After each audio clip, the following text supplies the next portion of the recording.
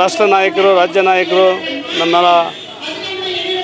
ನಮ್ಮ ಯಡಿಯೂರಪ್ಪನವರ ನೇತೃತ್ವದಲ್ಲಿ ಇವತ್ತು ಬೃಹತ್ ಟೌನ್ಶಿಪ್ ವಿರುದ್ಧವಾಗಿ ರ್ಯಾಲಿಯನ್ನು ಮಾಡ್ತಾಯಿದ್ದೀವಿ.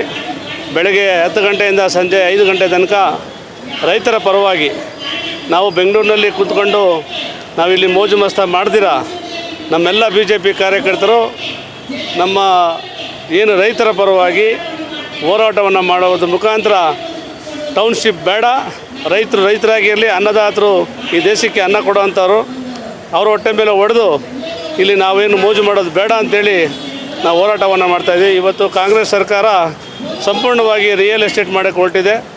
ರೈತರನ್ನ ಹೊಡೆದು ಅವ್ರ ಹೊಟ್ಟೆ ಮೇಲೆ ಹೊಡೆದು ಅವ್ರ ಕುಟುಂಬಗಳನ್ನು ಹೊಡೆದು ಬೀದಿ ಪಾಲನ್ನು ಮಾಡ್ತಾಯಿದೆ. ಇದರ ವಿರುದ್ಧವಾಗಿ ನಾವೆಲ್ಲ BJPಯ ಕಾರ್ಯಕರ್ತರು ನಿರಂತರ ಹೋರಾಟವನ್ನು ಮಾಡ್ತೀವಿ. ಈ ಹೋರಾಟಕ್ಕೆ ಸರ್ಕಾರ ಏನಾದರೂ ಮನ್ನಣೆ ಕೊಡಲಿಲ್ಲ ಅಂದರೆ ಬಿಡದಿಲೇ ಹೋಗಿ ನಾವೆಲ್ಲ ಕಾರ್ಯಕರ್ತರು ಗಲಾಟೆ ಮಾಡ್ಬೋದು ಅಂತ ನಮಗೆ ನಾಯಕರು ಸೂಚನೆ ಕಾಯ್ತಾ ಇದ್ದೀವಿ.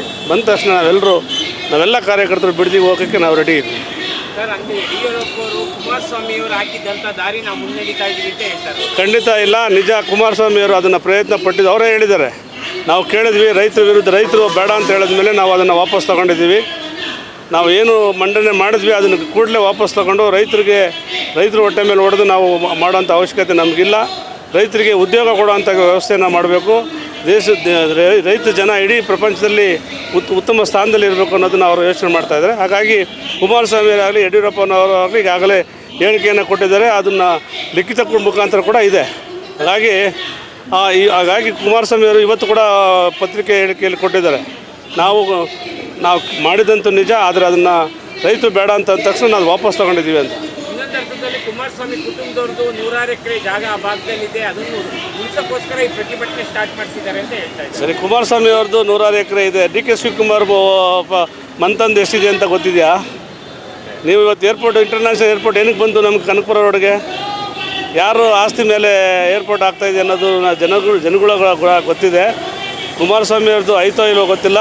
DK ಶಿವಕುಮಾರ್ ಅವರ ಕುಟುಂಬದವ್ರದ್ದು ಸಾವಿರಾರು ಎಕರೆಗಳು ಜನಸಾಮಾನ್ಯರು ಕೂಡ ಮಾತಾಡ್ತಾ ಇರೋದು ಇದು ಜನದ್ವಿತೀಯವಾಗಿ ಕಾಣ್ತಾ ಇದೆ. DK ಶಿವಕುಮಾರ್ ಅವರು ಮುಖ್ಯಮಂತ್ರಿಗಳಾಗಿ ಮಾತಾಡ್ತಾರೆ, ಅಧಿಕಾರಿಗಳಿಗೆ ಯಾರು ಪರ್ಕೆ ಹೊಡಿಬೇಡಿ ನನ್ಗೊಡಿರಿ ಏನೋ ಮಾತಾಡ್ತಾರೆ. ಏನಂತ ಇದು ರಾಜಕೀಯದ ಸ್ಟೆಂಟು ನಿಮ್ಗೆ ಎಲ್ರಿಗೂ ಗೊತ್ತಿದೆ. ಈ ರಾಜಕೀಯ ಸ್ಟೆಂಟು ಹೆಂಗೆ ಮಾಡಬೇಕು ಅನ್ನೋದು ಅವ್ರಿಗೆ ಚೆನ್ನಾಗಿ ಗೊತ್ತಿದೆ.